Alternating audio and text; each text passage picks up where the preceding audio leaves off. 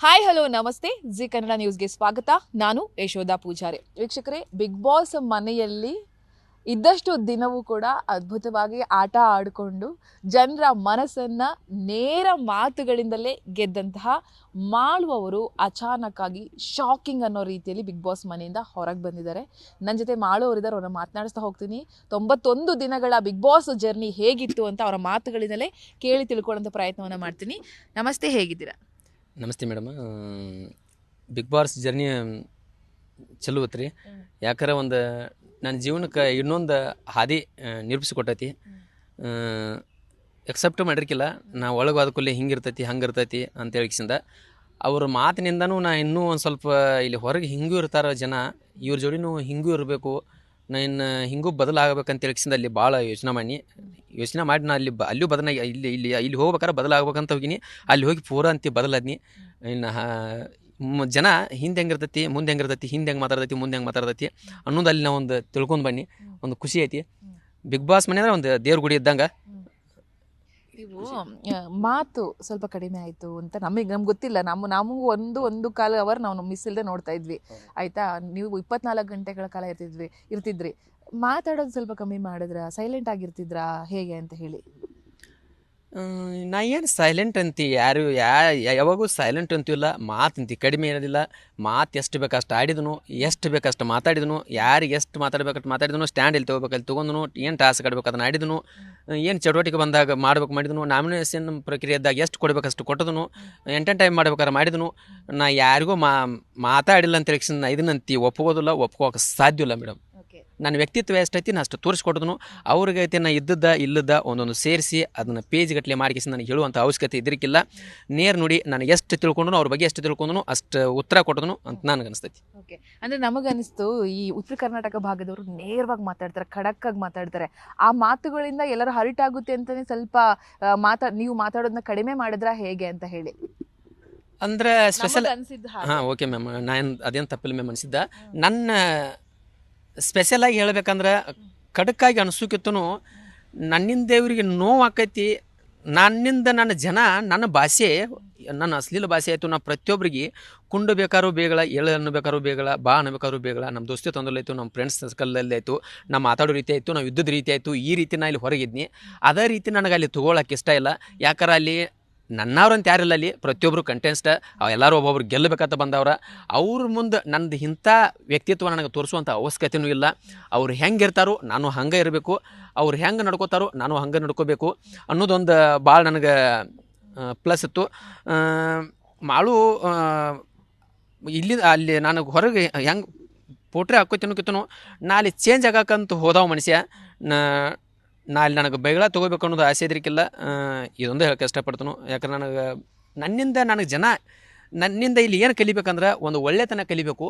ನನ್ನಿಂದ ಜನ ಹಿಂಗೆ ಮಾಳು ಬೈತಾನು, ಮಾಳು ಜಗಾಡ್ತಾನು, ಮಾಳು ಹಿಂಗೆ ಜಗಳ ತೆಗಿತಾನು ಅಂತೇಳಿ ಜನ ನನ್ನಿಂದ ಇದನ್ನು ಕಲಿಬಾರ್ದು. ಮಾಳುನಿಂದ ಒಂದು ಕಲ್ತನಂದ್ರೆ ಅದೊಂದು ಒಳ್ಳೆತನ ಆಗಿರಬೇಕು. ಅದೊಂದು ಭಾವಿಸ್ಕೊಂಡು ನಾ ಇದ್ದೀನಿ ಮೇಡಮ್ ಇಷ್ಟ. ಏನೇನು ಕಷ್ಟಗಳಾಯಿತು ನಿಮಗೆ ಬಿಗ್ ಬಾಸ್ ಮನೇಲಿ? ಇಬ್ಬರು ಮಕ್ಕಳನ್ನ ಬಿಟ್ಟು ಹೋಗ್ತೀರಾ, ಊಟದ ವಿಷಯದಲ್ಲಿ ನಿಮಗೆ ಅನ್ಕೊಂಡಂಗೆ ಸಿಗಲ್ಲ, ಫ್ಯಾಮಿಲಿ ನೆನಪಾಗುತ್ತೆ, ಒಂದು ಎಲ್ಲ ಒಂದು ಜರ್ನಿಲಿ ತುಂಬ ಕಷ್ಟಗಳಿರುತ್ತೆ. ಎಲ್ಲರೂ ದಾಟ್ಕೊಂಡು ಬಂದಿದ್ದೀರಾ. ಏನೇನು ಮಿಸ್ ಆಯಿತು ನಿಮ್ಗೆ ಅಲ್ಲಿ ಬಿಗ್ ಬಾಸ್ ಮನೇಲಿ ಅಂತ ಹೇಳಿ? ನನಗೆ ಫಸ್ಟ್ ಸೆಕೆಂಡ್ ಭಾಳ ಒಂಥರ ಫ್ಯಾಮಿಲಿ ನೆನಪಾಯಿತು.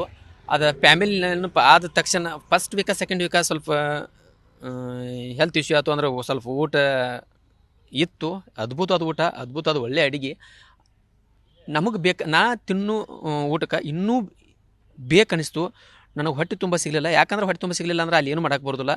ಅವರೇ ನನಗೆ ಬೇಕಂತೇನು ಕಡಿಮೆ ಕೊಟ್ಟಿರ್ಕಿಲ್ಲ. ಯಾಕಂದ್ರೆ ಒಂದು ಬಿಗ್ ಬಾಸ್ ಮನೆ ಅಂದ್ರೆ ಅಲ್ಲೆಲ್ಲ ಹಚ್ಕೊಂಡು ತಿನ್ನುವಂಥದ್ದು ಇರ್ತೈತಿ. 2 ವೀಕ್ಸ್ ನನಗೆ ಫ್ಯಾಮಿಲಿ ನೆನಪು ಒಂದು ಆಯಿತು. ಆ ಫ್ಯಾಮಿಲಿ ನೆನಪು ಆಯಿತು, ಅದನ್ನು ಹೇಳ್ಕೋಬಾರ್ದಾಗಿತ್ತು. ಆಮೇಲೆ ನನಗೆ ಗೊತ್ತಿದ್ರಿಕ್ಕಿಲ್ಲ.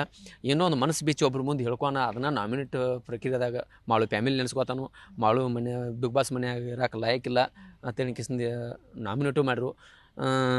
ಅದರಿಂದ ನಾ ಇಂಪ್ರೂವ್ಮೆಂಟು ಆದ್ನಿ. ಹೌದು ಸರಿ, ಅಲ್ಲಿ ಫ್ಯಾಮಿಲಿ ಹೆಸರು ತೊಗೊಂಡ್ರು ನಾಮಿನೇಟ್ ಮಾಡ್ತಾರೆ ಅಂದ್ರೆ ನಾನು ತೊಗೋಬಾರ್ದು.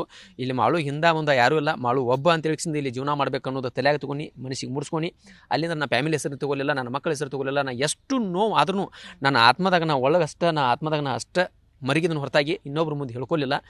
ಒಂದು ಗೆಳೆಯ ಅಂತ ಒಬ್ಬ ಇದ್ದವ ನಡ್ಬರ್ಕ್ ಹೋದವ ಅಭಿಷೇಕ, ಅವಂದು ನನಗೆ ಹೇಳ್ತಿದ್ದ, ನಂದು ಅವ್ಗೆ ಹೇಳ್ತೀನಿ. ಅದೊಂದು ಖುಷಿ ಐತಿ ನನಗೆ. ಯಾಕಂದ್ರೆ ನಾನು ಮೊದಲ ಫಸ್ಟ್ ಆಫ್ ಆಲ್ ಹೇಳ್ತೀನಿ, ಯಪ್ಪ ಮೊದಲ ನೀ ನೋಡು, ನಾನು ನಾಮಿನೇಟ್ ಮಾಡೋವಿದ್ದರೆ ಮತ್ತು ನನ್ನ ಫ್ಯಾಮಿಲಿ ಬಗ್ಗೆ ನಾನು ನೆನಪಾಗೋದು ಬಗ್ಗೆ ನಂಗೆ ಹೇಳಂಗಿಲ್ಲ. ನಿಂದು ನನಗೆ ಹೇಳಬಾರ್ದು, ನಿಂದು ನಾನು ನಾಮಿನೇಟ್ ಮಾಡೋಂಗಿಲ್ಲ, ನಾನು ನೀನು ನಾಮಿನೇಟ್ ಮಾಡೋಂಗಿಲ್ಲ. ಹಂಗಿದ್ರೆ ಮಾತಾಡೋನು, ಇಲ್ಲಿಕಂದ್ರೆ ಮಾತಾಡೋದು ಬೇಡ. ಅದ್ರ ಬಗ್ಗೆ ನಾವು ಬಾರ್ಲೇ ದೋಸ್ತ ಇಟ್ಟು ಜೀವದ ಗೆಳೆಯ ಅಂತೂ ಅಷ್ಟು ಹಂಗೆ ಬಿಟ್ಟು ಕೊಡ್ತು ಅಂತ ತಿಳ್ಸಿ ನಂದು ಟೈಮ್ದಾಗ ಅವ್ನು ಮುಂದೆ ಅಷ್ಟು ಹಚ್ಕೋತೀನಿ. ಅದನ್ನು ಬಿಟ್ಟರೆ ಬೇರೆ ಕಡೆ ಓಕೆ. ರಕ್ಷಿತಾ ತುಂಬಾ ಹಚ್ಕೊಂಡಂಗೆ ಕಾಣಿಸುತ್ತೆ ನಿಮ್ಮನ್ನ. ಅದು ಒಂದು ರೀತಿ ಹೆಂಗ್ ಕಾಣಿಸ್ತಿತ್ತು ಅಂತ ಹೇಳಿದ್ರೆ, ನಿಮಗೆ ಉತ್ತರ ಕರ್ನಾಟಕದ ವೋಟಿಂಗ್ ಜಾಸ್ತಿ ಇತ್ತು ಅಂತನೂ ಆಕೆ ನಿಮ್ಮನ್ನ ಅಂದ್ಕೊಂಡಿದ್ದಾಳೆ ಅನ್ನೋ ತರ ಚರ್ಚೆ ಕೂಡ ಆಗ್ತಾ ಇತ್ತು.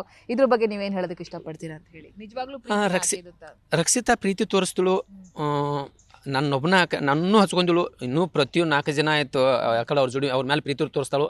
ಅಕ್ಕಿರು ವ್ಯಕ್ತಿತ್ವ ಹೆಂಗಂದ್ರೆ, ಒಂದು ಬಡ ಕುಟುಂಬದಿಂದ ಒಂದು ಕೆಳಗಿಂದ್ರ ಬಂದವಳಕ್ಕಿಗೆ ಫೀಲ್ ಅಂದ್ರೆ ಏನು ಗೊತ್ತಾ, ಸಂಸ್ಕೃತಿ ಅಂದ್ರೆ ಏನು ಗೊತ್ತಾ, ಮನುಷ್ಯನ ಭಾವನೆ ಅಂದ್ರೆ ಏನು ಗೊತ್ತಾ, ವ್ಯಕ್ತಿತ್ವ ಅಂದ್ರೆ ಏನು ಗೊತ್ತಾ, ಆಕೆಗೆ ಪರ್ಫೆಕ್ಟ್ವಾಗಿ ಗೊತ್ತೈತಿ. ಯಾವ ಮನುಷ್ಯನ ಜೋಡಿ ಸೇರಬೇಕು, ಯಾವ ಮನುಷ್ಯನ ಜೋಡಿ ಸೇರಬಾರ್ದು ಅದಂತಿ ಪೂರ ಪರ್ಫೆಕ್ಟ್ವಾಗಿ ಗೊತ್ತೈತಿ. ಯಾಕಂದ್ರೆ ಎಲ್ಲರ ಜೋಡಿ ಏನು ಹಚ್ಕೊಂಡಿಲ್ಲ ಆಕಿ. ನನ್ನ ಜೋಡಿನ ಹಚ್ಕೋಬೇಕಾದ್ರೆ ನನ್ನ ಪ್ಯಾನ್ಸ್ ಫಾಲೋ ಇಂದಲ್ಲ, ನನ್ನ ಮನಸ್ಸು ನೋಡಿ ಅನ್ಕೋತನು, ನನ್ನ ಅರ್ಥ ಮಾಡ್ಕೊಂಡಂತನು ಅವಳಿಗೆ ಮನಸ್ಸಿಗೆ ನನ್ನ ಮನಸ್ಸಿಗೆ ಕೂಡಿರ್ಬೋದು ಅಂತ ಅನ್ಕೋತನು. ಯಾಕಂದ್ರೆ ಅವ್ರ ಪ್ಯಾನ್ಸ್ ನನ್ನ ಪ್ಯಾನ್ಸ್ಗೆ, ಯಾಕಂದ್ರೆ ನನ್ನ ಪ್ಯಾನ್ಸ್ ಅವ್ಳಿಗೆ ಸಪೋರ್ಟ್ ಮಾಡ್ಬೋದು, ಅವಳ ಪ್ಯಾನ್ಸ್ ನನಗೆ ಸಪೋರ್ಟ್ ಮಾಡ್ಬೋದು. ಅದು ಪ್ರಶ್ನೆ ಬರಂಗಿಲ್ಲ ಇಲ್ಲಿ. ಯಾಕಂದ್ರೆ ಎಷ್ಟಾದ್ರೂ ಫಾಲೋ ಇದನ್ನು ಮಾಡ್ಬೋದು. ಊಟ ಆಯ್ತು, ಒಂದು ಏನೋ ಆಯ್ತು, ಏನಿಲ್ಲ ರೀ. ಆಕೆ ನೇರ್ ನೋಡಿ ಅಂದ್ರೆ ಒಳ್ಳೆ ಮನಸ್ಸ, ಒಳ್ಳೆ ಹುಡುಗಿ. ಯಾಕಂದ್ರೆ ಕಪಟಿಲ್ಲದ ಒಂದು ಕಲ್ಮಶ ಕೂಸಿದ್ದಂಗೆ ಅದ. ಆಕೆ ಎಷ್ಟೇ ದೊಡ್ಡವಳಾದರೂ ಆಕೆ ಒಂಥರ ಮಗುವಿನ ಥರ ಮನಸ್ಸ. ಯಾಕೆ ಒಂದು ಎನರ್ಜಿ ಹಿಡ್ಕೊಂಡು ಆಕೆ ಆ್ಯಕ್ಟಿವ್ ಹಿಡ್ಕೊಂಡು ನೋಡ್ತಾನಂದ್ರೆ ಆಕೆ ಹಂಗಲ್ಲಿ ಯಾರೂ ಇರಕ್ಕೆ ಸಾಧ್ಯ ಇಲ್ಲ. ಒಂದು ಬೆಳಗಿಂದ ಎದ್ದ ತಕ್ಷಣ ಹಿಡ್ಕೊಂಡು ಮಲ್ಕೋತ ಎಲ್ಲ ಲಾಸ್ಟ್ ಮಕ್ಕೋದು ಅವಳೇ. ಮತ್ತು ಆಕೆ ಅಷ್ಟು ಎನರ್ಜಿ ಆಕ್ಟಿವ್ ಆಗಿನ ಯಾರು ನೋಡಿಲ್ಲ. ಯಾಕಂದ್ರೆ ಪ್ರತಿಯೊಂದು ವಿಷಯದಾಗಲಿ ಒಂದು ಡ್ಯಾನ್ಸ್ ಮಾಡ್ಕೊತ ಮಾತಾಡ್ತಾಳು, ಒಂದು ಚಟುವಟಿಕೆ ಬಂದಾಗ ಆದರೂ ಒಂದು ಡ್ಯಾನ್ಸ್ ಮಾಡ್ಕೊತಾನೆ ಅವ್ರಿಗೆ ಉತ್ತರ ಕೊಡ್ತಾಳು. ಪ್ರತಿಯೊಂದು ವಿಷಯದಾಗಲಿ ಆಕೆ ನನಗೆ ಭಾಳ ಇಷ್ಟ ಆಕೈತಿ. ಯಾಕಂದ್ರೆ ನೇರ್ ನೋಡಿ ಇದ್ದಷ್ಟು ಮನುಷ್ಯನಾಗಿಂದ ಅಷ್ಟೇ ತಟ್ಟೆ ಹೇಳ್ತಾಳೆ. ಇನ್ನೊಬ್ರಿಗತ್ಲಿ ಅದನ್ನು ಅಲ್ಲಿದ್ದು ತಂದು ಇಲ್ಲಿದ ಅಲ್ಲಿ ತಂದು ಹೇಳೋದ ಎಲ್ಲ ಕೂಡಿಸ್ಕಿಸಿಂದ ಮಿಕ್ಸ್ ಮಸಾಲ ಮಾಡಿಕಿಸಿಂದ ಜಾಡ್ಸಂಗಿಲ್ಲ. ಆಕೆ ಏನು ನೋಡಿರ್ತಾಳು, ಏನು ಕಂಡಿರ್ತಾಳು, ಪ್ರತ್ಯಕ್ಷವಾಗಿ ಕಂಡಿದ್ದು ಪ್ರಮಾಣಿಸಿ ನೋಡೋ ತಕ್ಷಣ ಅದನ್ನಷ್ಟೇ ಹೇಳ್ತಾಳು. ಅದಕ್ಕೆ ನಂಗೆ ಇಷ್ಟ ಕಳಿಸ್ತು. ಎಲ್ಲ ಒಂದು ಕಡೆ ನೀವು ಹೇಳಿದಿರಿ, ಯಾರು ಗೆದ್ರು ಇಷ್ಟ ಇಲ್ಲ ಅನ್ನೋ ಥರ ಹೇಳಿದ್ರಿ. ಯಾಕೆ ನಿಮ್ಮ ಮನಸ್ಸಿಗೆ ನೋವಾಯಿತು ಅಂತ ಹೇಳಿ ಆ ವಿಚಾರದ ಬಗ್ಗೆ ಮಾತಾಡೋದಾದ್ರೆ, ಯಾರು ಗೆಲ್ಲಬೇಕು, ಯಾರು ಗೆಲ್ಲಬಾರ್ದು, ಯಾರು ಗೆದ್ರೆ ಇಷ್ಟ, ಯಾರಿಗೆ ಡಿಸರ್ವ್ ಇದ್ದಾರೆ ಅಂತ ಹೇಳೋದಾದ್ರೆ, ನನಗೆ ಫಸ್ಟ್ ನಿನ್ನೆ ಜಿಯೋ ಸ್ಟಾರ್ ಅಲ್ಲಿ ನ್ಯೂಸ್ ಕೊಡೋ ಹೊತ್ನ್ಯಾಗ, ಯಾಕಂದ್ರೆ ನಾನು ಒಳಗಿಂದ ಬಂದಿನಿ, ಹೊರಗಿನ ಪ್ರಪಂಚ ಏನು ಗೊತ್ತಿರಕ್ಕಿಲ್ಲ. ಅಲ್ಲಿ ಒಂಥರ ನ್ಯೂಸ್ ಕೊಟ್ಟೋದನು, ಅದು ಒಂಥರ ನನಗೊಂದು ಆ ರೀತಿ ಕೊಡಬಾರ್ದಾಗಿತ್ತು ಅನಿಸ್ತು ನನಗೆ. ಯಾಕೆ ಕೊಡಬಾರ್ದು ಅನಿಸ್ತಂದ್ರೆ, ಇಲ್ಲಿ ಹೊರಗಿನ ಪ್ರಪಂಚನ ನೋಡಿರ್ಕಿಲ್ಲ, ನಂದು ನೋಡಿರ್ಕಿಲ್ಲ. ಅಲ್ಲಿ ಯಾರು ಗೆಲ್ಲಬೇಕು ಅನ್ನೋಕ್ಕಿಂತನೂ ನಾನೇ ಇದ್ನಾರ ನಾನೇ ಗೆಲ್ತೀನಿ ಅಂತ ಅನಿಸ್ತಾರೆ ನನಗೆ. ಯಾಕಂದ್ರೆ ನನಗೆ ಎಷ್ಟು ಜನ ಸಪೋರ್ಟ್ ಇರೋಕ್ಕಾಗಲಿ, ನಾ ಯಾಕೆ ಸೋಲ್ಬೇಕಲ್ಲಿ ನನಗೊಂದು ಅನಿಸ್ತು. ನಾ ಬೇಗ ಹೊರಗೆ ಬರ್ತನೂ ಅನ್ಕೊಂಡಿರ್ಕಿಲ್ಲ. ನನಗೆ ಯಾಕೆ ಬಣ್ಣ ಅನ್ನೋದು ನನಗೆ ಪ್ರಶ್ನೆ ಕಾಡತೈತಿ. ಇಷ್ಟು ಜನ ನನಗೆ ವೋಟಿಂಗ್ ಮಾಡೋಕ್ಕಾಗಲಿ, ಇಷ್ಟು ಜನ ನನಗೆ ಸಪೋರ್ಟ್ ಇರೋಕ್ಕಾಗಲಿ, ಇಷ್ಟು ಜನ ನನಗೆ ಹೊತ್ತು ಮೆರೆಸೋಕ್ಕಾಗಲಿ, ಇಷ್ಟು ಜನ ನನ್ನ ಪೂಜೆ ಮಾಡಿ ಕಟಾವಟ್ರ್ ಹಾಕಿ ಮಾಡೋನ್ನ ವೋಟಿಂಗ್ ಲೀಡಾಗಲಿ, ಈ ಪ್ಯಾನ್ಸ್ ಫಾಲೋ ಫೇಸ್ದಾಗ ನೋಡ್ತಂದ್ರೆ, ನಾನು ಇನ್ಸ್ಟಾಗ್ರಾಮ್ ಸ್ಟೋರಿ ನೋಡ್ತಂದ್ರೆ ಅದು ಜನ ಹೆಂಗೆ ಕಮೆಂಟ್ ಮಾಡ್ತೈತೆ ಅದನ್ನು ನೋಡಬೇಕು. ಇನ್ನೊಂದು ಪ್ಲಸ್ ಅಂದ್ರೆ, ಈಗ ಕಲರ್ಸ್ ಕನ್ನಡ ಒಂದು ಎಲಿಮಿನೇಟ್ ಅಂತ ಹೇಳಿ ಒಂದು ಇದನ್ನ ಹಾಕ್ಯಾರು, ಅದನ್ನು ನೋಡ್ಬೇಕು. ಅದ್ರೊಳಗೆ ಕಮೆಂಟ್ ನೋಡಬೇಕು, ಬೇರೆ ನೆಗೆಟಿವ್ ಒಂದು ಕಮೆಂಟ್ ನೋಡ್ಬೇಕು. ಅದ್ರೊಳಗೆ ನಂದು ಹೆಂಗದ ಅನ್ನೋದು. ಅದು ನನಗೆ ಏನು ಕಡಿಮೆ ಆಯಿತು, ಜನನೂ ರಗಡೆ ಐತಿ, ಏನು ನನಗೆ ಯಾಕೆ ನಾ ಹೊರಗೆ ಬಂದು ನನಗೆ ಪ್ರಶ್ನೆ ಐತಿ. ಇನ್ನು ಬೇಜಾರಿದೆ, ಸಿಕ್ಕಾಪಟ್ಟೆ ಕಡೆಯವರು ಕೂಡ ತುಂಬಾ ಇಲ್ಲ ಇದು ಬಹಳ ಮನಸ್ಸಿಗೆ ನೋವಾಗಿದೆ ಅನ್ನೋ ಅವರು ಕೂಡ ಹೇಳ್ತಾ ಇದ್ರು. ಇಲ್ಲಿ ಇದ್ದಂಥ ಹುಡುಗರುಗಳು ಅದೆಲ್ಲ ಕಂಡಾಗ ನಿಮಗೆ ನಿಮ್ಮ ಮನೆಯವರು ಏನು ಹೇಳಿದ್ರು? ನೀವು ಹೊರಗಡೆ ಬಂದಿದ ತಕ್ಷಣ ನಿಮ್ಮ ಫ್ಯಾಮಿಲಿಯಾಗಿ ವೈಫ್ ಆಗಿರ್ಬೋದು, ತಂದೆ ತಾಯಿ ಆಗಿರ್ಬೋದು, ಏನು ಹೇಳಿದ್ರು ಅಂತ ಹೇಳಿ? ಅವ್ರು ಹೇಳಿದ್ದೇನು ನನಗೆ ಹೇಳಕ್ಕೆ ಇಷ್ಟಪಡೋದಿಲ್ಲ. ನಾ ಇಲ್ಲಿ ಅವ್ರು ಹೇಳಿದ 100 ಜನ 100 ಹೇಳ್ತೈತೆ ಅಂದ್ರೆ ನನಗೆ ಹೇಳಕ್ಕೆ ಇಷ್ಟಪಡೋದಿಲ್ಲ. ಯಾಕಂದ್ರೆ ಪ್ರತ್ಯಕ್ಷವಾಗಿ ನೋಡಿದ್ರು ಪ್ರಾಮಾಣಿಸಿ ನೋಡು ಅಂತ ಹೇಳಿ ಗಾದೆ ಐತ್ರಿ. ಅದ ನನಗೇನು ಅನಿಸ್ತು, ನನಗೆ ಜನ ಹೊರಗೆ ಬರಬೇಕಾದ್ರೆ ಏನು ತಿಳ್ಕೊಂಡು ನ್ಯೂಸ್ ಓದಾಗ ಕೊಡ್ಬೇಕಾದ್ರೆ ನನಗೆ ಜನಕ್ಕೆ ಏನೋ ಕೊಡೋಕ್ಕಾಗಿಲ್ಲ, ಕೊಟ್ಟಿಲ್ಲ. ಏನೋ ಕೊಡಬೇಕಾಗಿತ್ತು. ಜನ ನನಗಿಷ್ಟ ಏನೋ ಉಳ್ಕೋಕೆ ಅರ್ಹತೆ ಅಂದಿರಬೇಕು. ಜನ ನನಗೆ ಸಾಕಂದೈತಿ, ಖುಷಿಯಿಂದ ಹೋಗೋಕೆ ಇಷ್ಟಪಡ್ತನು. ಅರ್ಧ ದುಃಖ ಐತಿ ಬಂದಿದ್ದಕ್ಕೆ ಅಂತೇಳಿ ಇಷ್ಟಪಡ್ತನು. ಅದ ನಂತರ ನಾ ಇಲ್ಲಿ ಹೊರಗೆ ಬಂದು ನೋಡ್ತಂದ್ರೆ ನನಗೆ ಯಾವುದಕ್ಕೂ ಏನೂ ಇಷ್ಟಪಟ್ಟಿಲ್ಲ. ಅವ್ರು ಮಾಳು ಗೆಲ್ಲಬೇಕು, ಮಾಳು ಓಟ್ ರಗಡ್ ಐತಿ, ಮಾಳು ವೋಟಿಂಗ್ ಮಾಡಿದ್ದು ಪ್ರತಿಯೊಬ್ಬರು ಎಲ್ಲ ಹೇಳಿಸಿ ವೋಟಿಂಗ್ ಮಾಡಿದ್ದು. ನನಗೆ ಉತ್ತರ ಕರ್ನಾಟಕ ಕಲಾವಿದರನ್ನ ಹಿಡ್ಕೊಂಡು ನನಗೆ ಎಲ್ಲ ಫ್ಯಾನ್ಸ್ ಫಾಲೋ ಮಾಡೋಕ್ಕಾಗಲಿ, ವೋಟಿಂಗ್ ಮಾಡೋಕ್ಕಾಗಲಿ, ನಾ ಯಾಕೆ ಹೊರಗೆ ಬನ್ನಿ, ನಾ ಡಿಸರ್ವಿಂಗ್ ಹಾಕಿ ನಂದು ಇದನ್ನಿಲ್ಲ. ನನಗೆ ಮನಸ್ಸು ನನಗೆ ಇದನ್ನೆಲ್ಲ ಆತ್ಮಸಾಕ್ಷಿಯಾಗಿ ನಾವು ಒಪ್ಕೋದಿಲ್ಲ ಅದನ್ನು. ಯಾಕೆ ಒಪ್ಕೋದಿಲ್ಲ ಅಂದ್ರೆ ನಾನು ಜನ ಇಷ್ಟು ಹಿಂದಿರಾಕಾಗಲಿ ಇಷ್ಟು ವೋಟಿಂಗ್ ಮಾಡೋಕ್ಕಾಗಲಿ ನಾನು ಹೆಂಗೆ ಒಪ್ಕೊಳ್ಳಿ? ನನಗೆ ಪ್ರಶ್ನೆ ಐತದ, ಅದು ನನಗೆ ಜನರ ನೋಡಿದ್ದದ, ಅದು ಜನರ ನಾವು ಉತ್ತರ ಕೊಡ್ತಾರೆ ಅನ್ನೋದು ನಾ ಕಾಯ್ಕೋತದನು. ಇಷ್ಟ ನನ್ನ ಪ್ರಶ್ನೆ. ಹಳ್ಳಿ ಪ್ರತಿಭೆ, ಸ್ಟೆಪ್ ಬೈ ಸ್ಟೆಪ್ ಅಷ್ಟು ಈಸಿ ಇರಲಿಲ್ಲ ನಿಮ್ಮ ಜರ್ನಿ. ತುಂಬ ಕಷ್ಟಪಟ್ಟು ನಿಮ್ಮ ಸಾಮ್ರಾಜ್ಯವನ್ನು ಕಟ್ಕೊಂಡಂಥವ್ರು. ಏನು ನೆನಪಾಗುತ್ತೆ ಇವತ್ತು ಇಲ್ಲಿ ಬಂದು ನಿಂತಿದ್ದೀರಾ, ಜನರ ಪ್ರೀತಿ ಗಳಿಸಿದ್ದೀರಾ. ಉತ್ತರ ಕರ್ನಾಟಕ ಭಾಗದಲ್ಲಿ ಮಾಳು ಅಂತ ಹೇಳಿದ್ರೆ ಬಹಳ ಅಚ್ಚುಮೆಚ್ಚು, ಬಹಳ ಪ್ರೀತಿ. ಹೇಗಿತ್ತು ನಿಮ್ಮ ಜರ್ನಿ? ಏನು ನಿಮ್ಮ ಮಾತುಗಳು 4 ಜನಕ್ಕೆ ಸ್ಫೂರ್ತಿಯಾಗಲಿ ಅಂತ ಹೇಳಿ ಕೇಳ್ತಾ ಇದ್ದೀನಿ. ಏನೇನು ಕಷ್ಟಗಳು ಅನುಭವಿಸಿದ್ದೀರಾ? ಯಾವ್ದಾದ್ರು 1-2 ವಿಚಾರಗಳನ್ನ ಶೇರ್ ಮಾಡ್ಕೋಬಹುದಾ ಅಂತ ಹೇಳಿ ನಿಮ್ಮ ಅಭಿಮಾನಿ? ಹೊರಗೆ ಅವಮಾನ ಸನ್ಮಾನ ಎಲ್ಲವೂ ಆಗಿದೆ. ಅವಮಾನದ ಬಗ್ಗೆ ಹೇಳೋದಾದ್ರೆ, ಕಷ್ಟ ದಿನಗಳ ಬಗ್ಗೆ ನೆನಪು ಮಾಡ್ಕೊಳ್ಳೋದಾದ್ರೆ ಈಗ ಮ್ಯಾಮ ಅವಮಾನದ ಬಗ್ಗೆ ಸನ್ಮಾನದ ಬಗ್ಗೆ ಒಂದು ಹೇಳ್ರೆ ಒಂದು ಬಿಡ್ಬೇಕಾಗತಿ. ನನಗೆ ಯಾವುದೂ ಹೇಳಕ್ಕೆ ಇಷ್ಟ ಅಲ್ಲ. ನಾನು ಎಲ್ಲ ಅನುಭವಿಸಿದ ನಾವು ಊಹೆ ಮಾಡ್ಕೊಲಾರದಷ್ಟು ಅನುಭವಿಸಿದನು. ಅವಮಾನಕ್ಕಿತ್ತೂ ನನಗೆ ಸನ್ಮಾನ ಜೈಕಾರ ಅಂತಿ ಒಂದು ಮುಗಿಲೆತ್ತರಕ್ಕೆ ನನ್ನ ಅಭಿಮಾನಿಗಳಿಂದ್ರೆ ಅನುಭವಿಸಿದನು. ಅಷ್ಟು ಖುಷಿನೂ ಪಟ್ಟದನು. ನನ್ನಟ್ಟು ಖುಷಿ ಪಟ್ಟವ್ರು ಯಾರೆಲ್ಲ, ನನ್ನಟ್ಟು ಎಂಜಾಯ್ ಮಾಡಿದವ್ರಿರಲ್ಲ. ನಾ ಅವರಿಂದ ಬೆಳೆದಾವ, ಅಭಿಮಾನಿಗಳಿಂದ ಬೆಳೆದಾವ. ಇನ್ನಾದ್ರೂ ಅವ್ರನ್ನ ನೆನೆಸ್ತನು. ಅವ್ರನ್ನ ನೆನೆಸೇ ಇನ್ನೂ ಒಂದು ತುತ್ತು ಅನ್ನ ಸಿಕ್ಕರೂ ಅವ್ರ ಹೆಸರು ಹೇಳಿ ತಿಂತನು. ನಾ ಇನ್ನೂ ಒಂದು ಕೆಲಸ ಮಾಡತ್ತನಂದ್ರೆ ಅವ್ರ ಹೆಸರು ಹೇಳೇ ಮಾಡ್ತನು. ನಾ ಇವರಿಂದ ಬೆಳೆದಾವ, ನಾ ಇವರಿಂದ ಮುಂದೆ ಹೋದಾವ, ನಾ ಇವ್ರಿಗೆ ಹೇಗೆ ಜೀವ ಕೊಡ್ತನು. ನಾ ಹಳ್ಳಿ ಪ್ರತಿಭೆಯನ್ನು ಹೋಗಿ ಒಂದು ಬಿಗ್ ಬಾಸ್ ಮನೆಯಾಗ ಇಟ್ಟಾರಂದ್ರೆ ಇದಕ್ಕಿಂತ ಏನು ಹೆಚ್ಚಿಂದ ಯಾವುದಿಲ್ಲ. ಅದಕ್ಕಿಂತ ಉತ್ತರ ಕರ್ನಾಟಕ ಅಂತ ಬೇರೆ ಹೆಸರು ಯಾವುದಿಲ್ಲ. ಅದಕ್ಕೆ ನಾ ಉತ್ತರ ಕರ್ನಾಟಕ ಆಗಿತ್ತು. ನಂದು ಎಲ್ಲ ಕಡೆಗೆ ನಾನು ಎಲ್ಲೋ ಇದ್ದರೂ ನಾನು ಫ್ಯಾನ್ಸ್ ಫಾಲೋಕ ಕೃತಜ್ಞತೆ ಹೇಳಕ್ಕೆ ಇಷ್ಟಪಡ್ತನು. ಯಾಕಂದ್ರೆ ನಾನು ಮಾಳು ಇನ್ನೂ ಉಳಿಬೇಕಂತ ಹೇಳಿಕಿಸಿಂದ ಅವ್ರು ಎಷ್ಟೋ ಶ್ರಮ ಪಟ್ರು, ಅದು ವಿಫಲ ಆಯಿತು.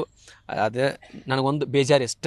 ಓಕೆ, ನಿಮ್ಮ ಪ್ರಕಾರ ಈಗ ಹೊರಗೆ ಬಂದ ಬಳಿಕ ಯಾರು ಗೆಲ್ಲಬಹುದು ಅಂತ ಅನಿಸ್ತಾ ಇದೆ ಅಂತೇಳಿ? ಗೆಲ್ಲಬೇಕು ನನಗೆ ಯಾರು ಗೆಲ್ಲಬೇಕು ಅನ್ನೋದು ನನ್ನ ತಲೆಯಾಗಿಲ್ಲ ಮ್ಯಾಮ. ನಾ ಇದ್ದೀನಂದ್ರೆ ನಾನೇ ಗೆಲ್ಲಬೇಕಾಗಿತ್ತು. ನಾನು ಆಡ್ತೀನಿ, ನನ್ನ ಜನಕ್ಕೆ ಏನನ್ನು ತೋರಿಸ್ತೀನಿ. ನನ್ನ ಉತ್ತರ ಕರ್ನಾಟಕ ಗತ್ತು ಅವಾಗದ್ರು ಅಂದನು ನಾನು ಗತ್ತು ಏನು ಅನ್ನೋದನ್ನ ತೋರಿಸ್ತೀನಿ.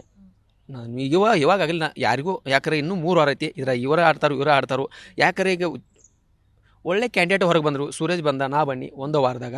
ನಾ ಇನ್ನು ಯಾರು ಗೆಲ್ತಾರತ್ ನಾ ಹೆಂಗೆ ಹೇಳ್ರಿ? ಇನ್ನು ಧ್ರುವಂತೂ ಇನ್ನು ಬೇಡ, ಸಾರಿ, ಧನುಷ್ಯ ಇನ್ನೂ ಒಳಗೆ ಉಳ್ತಾನೋ, ಇನ್ನು ರಘುಸರ ಆಟ ಆಡೋರು ಒಳಗೆ ಉಳ್ತಾರೋ, ಇನ್ನು ಹೊರಗೆ ಹೋಗ್ತಾರೋ, ನನಗೆ ಇವ್ರ ಮೇಲೆ ಗ್ಯಾರಂಟಿ ಹತ್ತು. ಇವ್ರು ಆಡ್ತಾರಂದ್ರೆ ಮುಂದಿನ ವಾರ ಹೊರಗೆ ಬಂದ್ರಂದ್ರೆ ನಾ ಹೆಂಗೆ ಇವ್ರನ್ನ ಸ್ಪಷ್ಟನೆ ಕೊಡಲಿ? ನನಗೊಂದು ಅದು ಪ್ರಶ್ನೆ ಐತೆ ನನಗೆ. ನಾನು ಆಡ್ತಾನಂದ ಅವನ ಹೊರಗೆ ಬನ್ನಿ, ಇವರ ಗೆಲ್ತಾರತ್ನ ಇವ್ರು ಕೊಟ್ಟಿನಂದ್ರೆ ಅವರ ಹೊರಗೆ ಬಂದ್ರಂದ್ರೆ ನನಗೆ ಮೈನಸ್ ಆಕೈತಿ. ನಾ ಇದನ್ನ ನಾನು ಗೆಲ್ತೀನಿ ಅಂತ ಹೇಳಕ್ಕೆ ಇಷ್ಟಪಡ್ತಾನೆ. ಗಿಲ್ಲಿ ಬಗ್ಗೆ ಹೇಳೋದಾದ್ರೆ ಎಷ್ಟು ಇರಿಟೇಟ್ ಮಾಡಿದ್ದಾರೆ ನಿಮಗೆ ಅಂತ? ನನಗಂತಿ ಇರಿಟೇಟ್ ಮಾಡಿಲ್ಲ ಅವ್ರ. ನಾ ಸ್ಪಷ್ಟವಾಗಿ ಹೇಳ್ಬಿಟ್ಟಿನಿ, ನನಗೆ ಬ್ಯಾಡ ಅಂತ ಹೇಳಿಕಿಸಿಂದ ನಂಗೆ ನಡೆಯಂಗಿಲ್ಲಪ್ಪ, ನಂಗೆ ತೊಗೊಳಕ್ಕಾಗಲ್ಲ, ಬ್ಯಾಡ ಅಂತೇಳಿ ತೊಗೊಳಕ್ಕಾಗಲ್ಲ. ತೊಗೊಳಕ್ಕೆ ಹಾಕಿತ್ತು, ನಗು ಟೈಮ್ದಾಗ ನಗ್ತೀನಿ. ಅದು ಒಂಥರ ಕಾಲು ಇಳಿಯೋ ಟೈಮ್ದಾಗ ನನಗೆ ಹಾಕಿರ್ಕಿಲ್ಲ, ನೋಡೋಕೆ ಹಾಕಿರ್ಕಿಲ್ಲ. ಇದು ಒಂದಾಯಿತು. ಮತ್ತು ಇರಿಟೇಟ್ ಅಂತ ಅವ ಜನರಿಗೆ ಮಾಡ್ತಿದ್ದ, ಎಲ್ಲ ಕಂಟೆಂಟ್ಸ್ಗಳಿಗೆ ಮಾಡ್ತಿದ್ದ, ಅವ್ರು ಮಾಡಿಸ್ಕೋತಿರು. ಅದ್ರಾಗೆ ಅತಿಯಾಗಿ ಸ್ವಲ್ಪ ಮಾಡ್ತಿದ್ದ. ರಘು ಸರ್ನ ಪಾಪ ಒಂಥರ ಭಾಳ ಕೀಳಾಗಿ ಮಾತಾಡೋದಾಯ್ತು, ಅವ್ರನ್ನ ಕಾಲು ಇಳಿದಾಯ್ತು, ಹೊರಗಿಂದ ಮಾತಾಡಿದಾಯ್ತು, ಅದನ್ನು ಮಾತಾಡಿದಾಯ್ತು, ನೀವು ಹಿಂಗೆ ನಾವು ಹಂಗೆ ಅನ್ನೋದು ಪಾಪ ಒಂಥರ ಬೇಜಾರು ಮಾಡ್ತದ. ಅವ್ರಿಗೆ ಬೇಜಾರಾಕೈತೆ ಗೊತ್ತಿಲ್ಲ, ನನಗೆ ಬಂತರ ಭಾಳ ಬೇಜಾರಾಕೈತು. ಯಾಕೆ ಒಂದು ಬೆಳೆದ ವ್ಯಕ್ತಿನ ಆ ರೀತಿ ಮಾತಾಡಬಾರ್ದು? ಹೊರಗೆ ಹೆಂಗೆ ತಿಳಿತೈತಿ? ಅವ್ರದ್ದೇ ಅದೊಂದು ಸ್ಟೇಟಸ್ ಐತಿ, ಅವ್ರದ್ದೇ ಅದೊಂದು ಫ್ಯಾನ್ಸ್ ಫಾಲೋ ಐತಿ, ಅವ್ರದ್ದೇ ಅದೊಂದು ಏನೋ ಒಂದು ವ್ಯಕ್ತಿತ್ವ ಐತಿ. ಆ ವ್ಯಕ್ತಿತ್ವ ಹಾಳು ಮಾಡಬೇಡ. ಅವ್ರು ಸಣ್ಣಾಗಿ ಅದಾರ ಅಂದರೆ ಇಲ್ಲಿ ನನಗೆ ಏನೂ ಮಾಡ್ಕೊಳಕ್ಕಾಗೋದಿಲ್ಲ ಅಂತಲ್ಲ, ಇಲ್ಲಿ ಏನಾರ ಮಾಡ್ರೆ ನಾನು ಹೊರಗೆ ಹೋಗ್ಕನ ಅಂತ ತಿಳಿಕಿಸಿಂದ ಅನ್ನೋ ಬೈಕ್ ಅದಾರ ಅವ್ರ. ಇದನ್ನ ಇಲ್ಲಿ ನಾವು ಎಷ್ಟೋ ಬೇಕಾದ್ರೆ ನಾಮಿನೇಟ್ ಪ್ರಕ್ರಿಯೆದಾಗಾಯ್ತು, ಚಟುವಟಿಕೆಗಳಿಗಾಯಿತು, ಒಬ್ರನ್ನ ಕಾಲು ಇಳ್ಬೇಕಾರೆ ಹಂಗೆ ಮಾಡಬೇಡ. ಮಾತಾಡು. ನಿನ್ನದೇ ಆದ ಏನಾರ ಸ್ವಂತ ಟ್ಯಾಲೆಂಟ್ ತೊಗೊಂಡು ಕಾಮಿಡಿ ಮಾಡು. ಇನ್ನೊಬ್ರನ್ನ ಯೂಸ್ ಮಾಡ್ಕೊಂಡು ಜನರನ್ನ ನಗಿಸ್ಬೇಡ. ನಿನ್ನದೇ ಆದ ಒಂದು ಕುಣಿ, ನಾ ಇಂಥದ್ದೊಂದು ಕೆಲಸ ಮಾಡೀನಿ ಅಂತ ತಿಳಿಸಿಂದ ಹೇಳಿ ನಗಸು. ಇನ್ನೊಬ್ರನ್ನ ಕಾಲು ಎಳ್ದ ಅವ್ರನ್ನ ಕೀಳು ಮಾಡಿ ಅವ್ರನ್ನ ಕೆಳಮಟ್ಟಕ್ಕೆ ಮಾಡಿ ನಗಿಸ್ಬೇಡ ಅಂತ ತಿಳಿಸಿ ನಾ ಎಷ್ಟೋ ಸಲ ಹೇಳಿದ್ರು. ಇಲ್ಲಿ ಅಶ್ವಿನಿ ಅವ್ರ ಬಗ್ಗೆ ಹೇಳೋದಾದ್ರೆ ಏನು ಹೇಳೋದಕ್ಕೆ ಇಷ್ಟಪಡ್ತೀರಾ? ಇಷ್ಟ ಆದ್ರ ಕಷ್ಟ ಆದ್ರ ಅವ್ರ ಬಗ್ಗೆ ಹೇಳೋದಾದ್ರೆ ಏನು ಹೇಳೋಕ್ಕೆ ಇಷ್ಟಪಡ್ತೀರಾ? ಅಶ್ವಿನಿ ಮ್ಯಾಮ್ ಇಷ್ಟನೇ. ಇನ್ನು ಒಂದು ಏನು ಹೇಳ್ಬೇಕಂದ್ರೆ, ಫಸ್ಟ್ ಡೇ ಹಿಡ್ದ ಒಂದು 3 ವೀಕ್ಸ್ 4 ವೀಕ್ಸ್ ತನ ಅವ್ರದ್ದು ಸೌಂಡ್ ಆಯಿತು, ಅವ್ರದ್ದು ಒಂದು ಮಾತಾಡೋ ಸ್ಟ್ಯಾಂಡ್ ತೊಗೋದಲ್ಲಾಯಿತು, ಒಂಥರ ಭಾರಿ ಅವ್ರು ಭಾಷಣ ಮಾಡೋದಾಯಿತು, ಒಬ್ಬರ ಬಗ್ಗೆ ಮಾತಾಡೋದಾಯಿತು, ಭಾಳ ಇಷ್ಟ ಆಕಿತ್ತು. ಇತ್ತೀಚವಾಗಿ ಅವ್ರು ಮೌನ ತಾಳನ ನಂಗೆ ನೋಡೋಕ್ಕಾಗಲಿಲ್ಲ. ಯಾಕಂದ್ರೆ ಒಂಥರ ಪೂರ ಒಳ್ಳೆಯವ್ರಾಗಿ, ಅತಿ ಒಳ್ಳೆಯವ್ರಾಗಿ ಬಿಟ್ರು ಅವ್ರ. ಒಂದು ಕೆಟ್ಟವ್ರದ್ದವ್ರು ಅತಿ ಒಳ್ಳೆಯವರಾದಾಗ ಸ್ವಲ್ಪ ಪ್ರಶ್ನೆ ಕಾಡ್ತೈತಿ. ಯಾಕೆ ಇಷ್ಟು ಒಳ್ಳೆಯವರಾದ್ರು ಇವ್ರ, ಎದ್ರ ಸಲುವಾಗಿ ಒಳ್ಳೆಯವರಾದ್ರು, ಯಾರು ಮೆಚ್ಚೋ ಸಲುವಾಗಿ ಒಳ್ಳೆಯವರಾದ್ರು ಅಂತ ನನಗೆ ಪ್ರಶ್ನೆ ಕಾಡೋಕ್ಕಾಯ್ತು. ನಾ ಆ ಥರ ಸಲುವಾಗಿ ಎಷ್ಟೋ ಸಲ ಅವ್ರು ನಾಮಿನೇಟ್ ಮಾಡೀನಿ. ಅಶ್ವಿನಿ ಮ್ಯಾಮ್ ನಿಮ್ಮನ್ನ ಹಿಂಗೆ ಇರೋಕೆ ಇಷ್ಟಪಡೋದಿಲ್ಲ, ನೀವು ಮೊದಲು ಹೆಂಗಿದ್ರಿ ಹಂಗೆ ನೋಡೋಕೆ ಇಷ್ಟಪಡ್ತನು ಅಂತ ಹೇಳ್ಕಿಸಿಂದ ಎಷ್ಟೋ ಸಲ ಅವ್ರು ನಾಮಿನೇಟ್ ಮಾಡೀನಿ. ಮ್ಯಾಮ್ ನಿಮ್ಮ ಅದ ಗತ್ತಿರಬೇಕು, ಅದೇ ಮಾತಿರಬೇಕು, ಏನೋ ತೊಗೊಂಡ್ರು ಸ್ಟ್ಯಾಂಡ್ ನಿಮ್ಗೆ ಅದೇ ಧ್ವನಿನ ಇರಬೇಕು, ನಿಮ್ಗೆ ಅದೇ ಸೂಟ್ ಆಕತಿ. ಹಿಂಗೆ ಮೌನ ಆದರೆ ನೀವು ಚೆಂದ ಕಾಣಂಗಿಲ್ಲ. ಒಂಥರ ನನಗೆ ನೋಡೋಕ್ಕಾಗ್ವಾತು ಅಂತ ಹೇಳಿ ಎಷ್ಟೋ ಸಲ ನಾಮಿನೇಟ್ ಮಾಡೀನಿ. ಅವ್ರು ಯಾಕೆ ಹಿಂಗದಾರು ಅನ್ನೋದು ನನಗೂ ಪ್ರಶ್ನೆ ಐತಿ. ಧ್ರುವಂತ್ ಮತ್ತು ಕಾವ್ಯ ಬಗ್ಗೆ ಹೇಳೋದಾದ್ರೆ ಧ್ರುವಂತ ಬಗ್ಗೆ ಕಾವ್ಯನ ಬಗ್ಗೆ ಅವರು ಸ್ವಲ್ಪ ನನಗೆ ಇನ್ನೊಬ್ರ ಬಗ್ಗೆ ಭಾಳ ಹಿಂದೆ ಮಾತಾಡ್ತಾರೋ ಅನ್ನಿಸ್ತೈತಿ. ಧ್ರುವಂತ ಆಯ್ತು ಇವರಾಯ್ತು ಅಂದರೆ ಈಗ ಅವ್ರು ಹೊಂಟಾರಂದ್ರೆ ಅವ್ರ ಬಗ್ಗೆ ಮಾತಾಡ್ದ ನಾನೇ ಎಷ್ಟೋ ಸರಿ ಕೇಳಿನು. ಧ್ರುವಂತ ಆಯ್ತು ಇವರಾಯ್ತು ನನಗೆ ಅದು ಇಷ್ಟ ಆಗೋಲ್ಲ ಅಂತಂದ್ರೆ ನಾನು ಹಂಗೆ ಮಾತಾಡಬಾರ್ದು.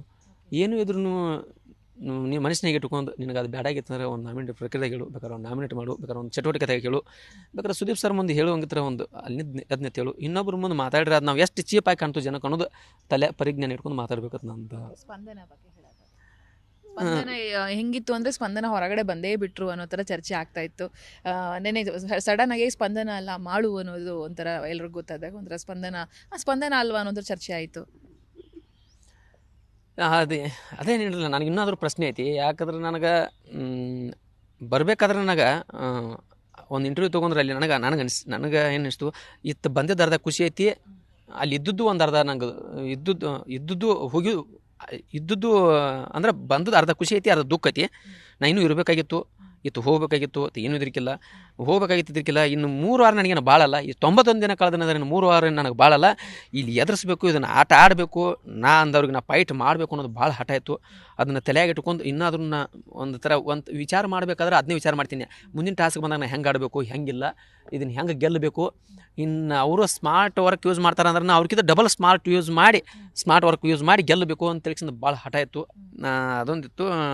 ಇನ್ನು ಸ್ಪಂದನ ಬಗ್ಗೆ ಹೇಳ್ಬೇಕಂದ್ರೆ ನನಗೆ ಅವರು ಹೊರಗೆ ಹೋಗ್ಕಾರ ಅಂತ ಅನಿಸುತ್ತೆ ನನಗೆ. ನನಗೆ ಒಂಥರ ಗಾಬರಿ ಆಯ್ತು. ನಾನು ಹೋಗ್ಬೇಕಾರೆ ನಾ ಏನು ತಪ್ಪು ಮಾಡೀನಿ, ನಾನು ಅಂಥದ್ದು ಏನು ಕಡಿಮೆ ಕೊಟ್ಟೀನಿ, ಫಿಸಿಕಲ್ ಟಾಸ್ಕ್ ಆಡೋಂಗಿಲ್ಲ. ನಾ ಮಾತಾಡುವಷ್ಟು ಮಾತಾಡಿದನು, ಎಷ್ಟು ಬೇಕಷ್ಟು ಮಾತಾಡಿದನು. ಯಾರು ಅದು ಮಾತಾಡೋದು ಬೇಡದಲ್ಲಿ ನಾನು ಬಿಟ್ಟಿದನು. ನನಗೆ ಮಾತಾಡುವಂಥ ಅವಶ್ಯಕತೆ ಇದ್ರಿಕಿಲ್ಲ. ಎಂಟು ಟೈಮ್ ಮಾಡ್ಬೇಕಾದ್ರೆ ಮಾಡಿದನು. ನನಗೆ ಪ್ರಶ್ನೆ ಕಡಕೈತಿದ್ದ. ನಾ ಎಲ್ಲಿ ಸ್ಟ್ಯಾಂಡ್ ತೊಗೋಬೇಕಲ್ಲಿ ತೊಗೊಂಡು ಇವ್ರಿಗತ್ತೆ ನಾ ಏನು ನಡ್ಬಾರ್ಕೆ ಹೋಗಿ ನಾವು ಅವರಿಬ್ಬರು ಮಧ್ಯೆ ಹೋಗಿ ನಾನು ಸ್ಟ್ಯಾಂಡ್ ತೊಗೊಂಡಿಲ್ಲ. ನಾನು ನೇರವಾಗಿ ನಾನು ಅರ್ಧ ತೊಗೊಂಡು ಅಲ್ಲಿ ನಾನು ಹೋಗುವಂಥ ಅವಶ್ಯಕತೆ ಇಲ್ಲ, ನಾನು ಹೋಗುವಂಥ ಜರೂರತ್ತು ಇಲ್ಲ. ಅಲ್ಲಿ ನಾವು ಅವ್ರ ಮಧ್ಯೆ ನಾ ಯಾಕೆ ಹೋಗ್ಬೇಕಾಗೈತಿ, ಅವ್ರವ್ರು ಬಗೆಹರಿಸ್ಕೋತಾರಲ್ಲ, ನಾ ಬಗೆಹರಿಸ್ಕೋಕೆ ನಾನು ಇದನ್ನು ರೀ. ಇಲ್ಲಿ ನನ್ನದು ಒಂದು ಅಲ್ಲಿ ಇರಲಿ, ತೋರಿಸ್ಕೋಕೆ ಹೋದಂಗೆ ಅಲ್ಲಿ ನಡ್ಬಾರ್ಕೆ ಹೋದ್ರೆ ನಂದು ಒಂದು ಇರಲಿ, ನಂದು ಒಂದು ಟೆಲಿಕಾಸ್ಟ್ ಆಗಲಿ, ಅವ್ರ ಜೊತೆ ನಾನು ಜಗಳ ಆಡಿದ ಅಂತ ತೋರಿಸ್ಕೋಕೆ ಹೋಗಿ ನನಗೆ ಇಷ್ಟ ಇಲ್ಲ. ಜಗಳ ಆಡಬೇಕಿತ್ತಲ್ಲ, ನೀವು ಸ್ವಲ್ಪ ಜಗಳ ಆಡಬೇಕಿತ್ತು, ಅಟ್ಲೀಸ್ಟ್ ಕಾಮಿಡಿ ಮಾಡಬೇಕಿತ್ತು, ಜಗಳ ಆಡಬೇಕಿತ್ತು. ನನಗೆ ಕಾಮಿಡಿ ಮಾಡ್ಬೇಕಂತಾರಲ್ಲ, ಕಾಮಿಡಿ ಮಾಡುವಂಥ ಅವಶ್ಯಕತೆ ಇಲ್ಲರಲ್ಲಿ. ನಾನು ಕಾಮಿಡಿ ಅಲ್ರಿ ನಂದು. ನನಗೆ ಕಾಮಿಡಿ ಹೆಂಗೆ ಗೊತ್ತೈತಿನ, ನನಗೆ ಅದು ನಿಮಗೂ ಅನಿಸಿರ್ಬೇಕು ನಗಬೇಕಂತ, ನನಗೂ ಅನಿಸಿರ್ಬೇಕು ನಗಬೇಕಂತ ಹೇಳಿ ನೀವು ನಕ್ಕಿರ್ಬೇಕು, ನಾನು ನಕ್ಕಿರ್ಬೇಕು. ನಾ ಕಾಮಿಡಿ ಮಾಡ್ಬೇಕಂತ ಮಾಡಾಮಲ್ರಿ. ಜಗ ಆಡ್ಬೇಕಂತ ಅನ್ನೋಕ್ಕಿಂತನೂ ನಾ ಏನು ಹೇಳ್ರಿ ನಿಮಗೆ, ನಾ ಒಳ್ಳೆ ವ್ಯಕ್ತಿಯಾಗಿ ಬದಲಾವಣೆ ಆಗಿ ಹೊಂಟ್ರದನ್ನ ಅಲ್ಲಿ ಒಬ್ಬ ಕೆಟ್ಟ ವ್ಯಕ್ತಿಯಾಗಿ ನನ್ನಿಂದ ಜನಕ್ಕೆ ಒಳ್ಳೆ ಸಂದೇಶ ಸಿಗಬೇಕು ಹೊರತಾಗಿ ಕೆಟ್ಟ ಸಂದೇಶ ಸಿಗಬಾರ್ದು ಅನ್ನೋ ನನ್ನ ಭಾವನೆ ಐತೆ ನನಗೆ. ನಾನು ಪ್ರೀತಿಸೋ ಜನಕ್ಕೆ ಮಾಳು ಹೆಂಗದಾನ ಹಂಗೆ ಇರ್ಬೇಕಂತ ಅನ್ನೋ ವಿಷಯದಾಗ ಮಾಳು ಹೋಗಿ ಜಗಳಾಡ್ತಾನು, ಮಾಳು ಬೈತಾನು, ಮಾಳು ಬಡ್ದಾಡ್ತಾನು, ಅದನ್ನ ಮಾಡಬಾರ್ದು ಇಲ್ಲಿ. ಮಾಳು ಒಳ್ಳೆ ಹೆಂಗದಾನ ಮಾಳುನ ನಾವು ಹಂಗೆ ಇರಬೇಕು, ನನ್ನ ಜನಗಳು ಹಂಗೆ ಇರಬೇಕು. ಸುದೀಪ್ ಸರ್ ಬಗ್ಗೆ ಹೇಳೋದಾದ್ರೆ, ಸುದೀಪ್ ಸರ್ ತುಂಬ ಸತಿ ನಿಮಗೆ ಕಣ್ತೆರೆಸುವಂಥ ಪ್ರಯತ್ನವನ್ನು ಮಾಡ್ತಾ ಇದ್ರು. ಅವ್ರ ಮಾತುಗಳಿಂದ ನಿಮಗೆ ಅದನ್ನು ಒತ್ತಿ ಹೇಳ್ತಾ ಇದ್ರು. ಅವ್ರ ಬಗ್ಗೆ ಹೇಳೋದಾದ್ರೆ, ಅವ್ರು ತೋರಿಸ್ತಿದ್ದಂಥ ಪ್ರೀತಿ ಬಗ್ಗೆ ಹೇಳೋದಾದ್ರೆ, ನಿಮ್ಮ ಹೇರ್ ಸ್ಟೈಲ್ ಹಿಂಗೆ ಕಂಟಿನ್ಯೂ ಮಾಡೋದಕ್ಕೆ ಕೂಡ ಅವ್ರು ಹೇಳಿದ್ದಾರೆ. ಕಂಟಿನ್ಯೂ ಮಾಡ್ತಾರೆ ಹೇಗೆ ಅಂತ ಹೇಳಿ. ಈಗ ಸುದೀಪ್ ಸರ್ ಬಗ್ಗೆ ಹೇಳ್ಬೇಕಂದ್ರೆ ನನ್ನ ಪಾಲಿನ ದೇವ್ರವ್ರ. ಯಾಕಂದ್ರೆ ನಾ ಅವ್ರ ಅಪ್ಪಟ ಅಭಿಮಾನಿ. ಯಾಕಂದ್ರೆ ನಾ ಎಂದ ಬುದ್ಧಿ ತಿಳ್ತಾ ಇರ್ತೈತೆ ಅಂದ್ರೆ ಅವನಿಂದ ನಾನು ಅಪ್ಪಟ ಅಭಿಮಾನಿ. ಅವ್ರ ಬಗ್ಗೆ ನನಗೆ ಯಾಡಿಲ್ಲ. ಅವ್ರ ಬಗ್ಗೆ ನನಗೆ ಸರ್ವತ್ತಿನಾಗ ಕೇಳು, ನನಗೆ ಒಳ್ಳೆ ರೆಸ್ಪಾನ್ಸ್, ನನಗೆ ಸರ್ವತ್ತಿನಾಗ ನಿದ್ದೆಗನಾಗ ಎಬ್ಸಿ ಕೇಳು ಸುದೀಪ್ ಸರ್ ಬಗ್ಗೆ ನಾನು ಹೇಳಕ್ಕೆ ರೆಡಿ ಅದನು. ಯಾಕಂದ್ರೆ ಅವ್ರು ಹೇಳೋ ಮಾತು, ಪ್ರತಿಯೊಂದು ಮಾತು ನನಗೆ ಹಿಂಗೆ ಮನಸ್ಸಿಗೆ ಹತ್ತಿದ್ದು. ಸರ್ಗಳು ಹೇಳಿದ ನಮ್ಮ ಮಾತು ಪಾಲನೆ ಮಾಡ್ಬೇಕು, ಅವ್ರು ಹೇಳಿದ ತಕ್ಕಂತೆ ನಾನು ನಡ್ಕೋಬೇಕು, ನಡಿಬೇಕು. ಅವರ ಇಷ್ಟು ಹೇಳತ್ತಾರಂದ್ರೆ ನಾನು ಕೇಳಲಿಕ್ಕಂದ್ರೆ ನಮ್ಮ ಮನುಷ್ಯವತ್ತನ ಇರೋದಿಲ್ಲ, ನಮ್ಮ ಮನುಷ್ಯ ಆಗಿರೋದಿಲ್ಲ. ಅವ್ರು ಹೇಳಿದ್ನ ಅಲ್ಲಿ ಪಾಲನೆ ಮಾಡಬೇಕು. ನಾನು ವ್ಯಕ್ತಿತ್ವ ಅಂತೇನು ಬಿಟ್ಟು ಕೊಟ್ಟು ಮಾಡಿಲ್ಲ, ನಾನು ವ್ಯಕ್ತಿತ್ವ ಹಿಡ್ಕೊಂಡು ಮಾಡಿದನು. ಸುದೀಪ್ ಸರ್ ಅಂದ್ರೆ ನನ್ನ ಪಾಲಿನ ದೇವರ, ಅವ್ರ ಅಪ್ಪಟ ಅಭಿಮಾನಿ. ಅಭಿಮಾನಿಗಳಿಗೋಸ್ಕರ ಒಂದು ಪ್ರೀತಿಯಿಂದ ಹಾಡು ಹೇಳೋದಾದ್ರೆ, ಅಭಿಮಾನಿಗಳು ಬರಲಿ, ಅಲ್ಲಿ ಸುದೀಪ್ ಸರು ಬರಲಿ, ಆ ಥರದಲ್ಲಿ ಯಾವ ಥರ ಹಾಡು ಹೇಳೋದಕ್ಕೆ ಇಷ್ಟಪಡ್ತೀರಾ ಅಂತ ಹೇಳಿ? ಆ ಥರ ಅಂದ್ರೆ ಈಗ ಒಂದು ಮನ್ಯಾಗ ಬಿಗ್ ಬಾಸ್ ಮೇಲೆ ಮತ್ತು ಸುದೀಪ್ ಸರ ಮೇಲೆ ಬರ್ದಿದ್ದ ಒಂದು ಗೀತೆ. ಯಾಕಂದ್ರೆ ಪ್ರತಿಯೊಂದು ಈಗ ಒಂದು ಇಂಟರ್ವ್ಯೂದಾಗ ಹಾಡಿನು ಒಳ್ಳೆ ಅದನ್ನ ಹಾಡ್ಬೇಕಾಗಿರ್ತೈತಿ. ನಾ ಅಲ್ಲಿ ಕುತ್ಕೊಂಡು ಬರ್ದದ್ದು ಅದ ಒಂದ್ರಿ. ಅದು ಯಾವ್ದಪ್ಪ ಅಂದ್ರೆ ಬೇರೆ ಯಾವ್ದಾರ ಅಂದ್ರೆ ಅಷ್ಟು ಸ್ವಲ್ಪ ಟೈಮ್ ಬೇಕಾಗ್ತೈತಿ. ಯಾಕಂದ್ರೆ ತಲೆಯಾಗ ಇನ್ನು ಹೊರಗೆ ಬಂದಿದ್ದ ತಲೆ ಆಗೈತಿ. ಅದನ್ನ ಬಿಟ್ರೆ ನನ್ನ ತಲೆಯಾಗ ಬೇರೆ ಯಾವುದಿಲ್ರಿ ಈಗ.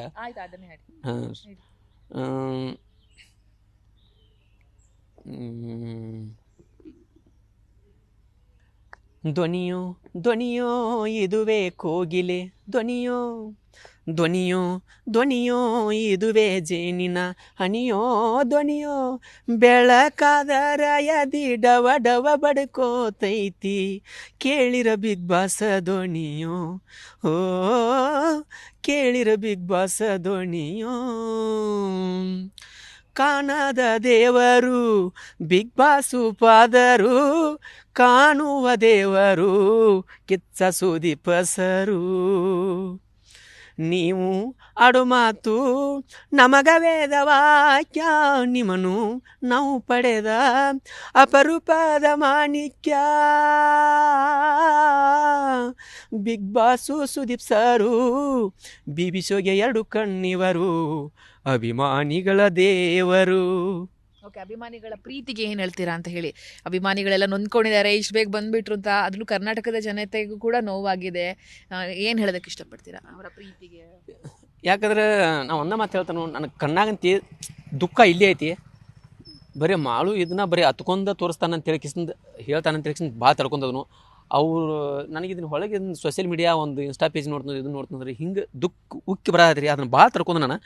ಯಾಕಂದ್ರೆ ಅವ್ರು ನನ್ನ ಪ್ರಶ್ನೆಗೆ ಉತ್ತರ ನನ್ನ ಜನ ಕೊಡ್ತೈತಿ, ನನಗೆ ಓದೈತಿ.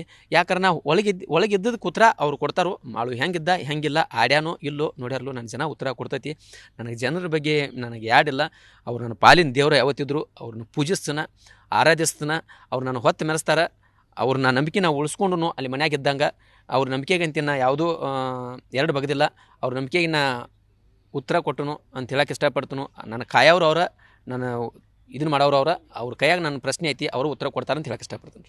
ಮುಂದೆ ಏನಿಲ್ಲ, ಕೊನೆಯದಾಗಿ ಮುಂದೆ ನಿಮ್ಮ ಪ್ಲ್ಯಾನ್ಸ್ಗಳು ಏನಿದ್ದಾವೆ ಅಂತ ಹೇಳಿ. ನನ್ನ ಪ್ಲ್ಯಾನ್ಸ್ ಅಂತೇನಿಲ್ಲ, ಮಾಮೂಲಿ ರೀ. ಯಾಕಂದ್ರೆ ಒಂದು ಸಾಂಗ್ ರೆಡಿ ಮಾಡ್ತೀನಿ. ಅದನ್ನ ಒಂದು ಯಾರನ್ನಾರು ಒಬ್ಬರು ಲೇಡೀಸ್ ಕರ್ಕೊಂಡು ವಿಡಿಯೋ ಮಾಡ್ತೀನಿ. ಒಂದು ಗ್ರೂಪ್ ಡ್ಯಾನ್ಸ್ ತೊಗೊಂಡು ಅದನ್ನ ನಾನು ಯೂಟ್ಯೂಬ್ ಕಂಟೆಂಟ್ ಮಾಡ್ಕೋತೀನಿ. ಅದನ್ನು ಫಾಲೋ ಮಾಡ್ತೀನಿ. ಅದನ್ನು ಬಿಟ್ಟರೆ ನಮಗೆ ಬೇರೆ ಏನಿಲ್ಲ.